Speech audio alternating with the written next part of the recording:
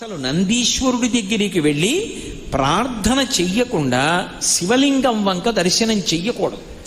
నంది దగ్గరికి వెళ్ళి మొట్టమొదట ప్రార్థన చెయ్యాలి.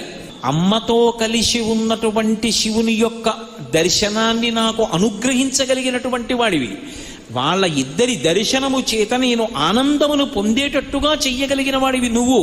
నీ అనుగ్రహం లేకపోతే ఆయన దర్శనం లేదు. నేను మహాదేవుని యొక్క సేవ చెయ్యాలనుకుంటున్నాను, ఆయన ఎదురుగుండా నిలబడాలనుకుంటున్నాను, నమస్కరించాలనుకుంటున్నాను. కాబట్టి మీరు అనుమతిస్తే అప్పుడు నేను లోపలికి వెడతాను అని చెప్తారు. అసలు నందీశ్వరుని యొక్క అనుమతి లేకుండా శివాలయంలో శివదర్శనం చేశారనుకోండి, దాన్ని శంకరుడు అంగీకరించాడు.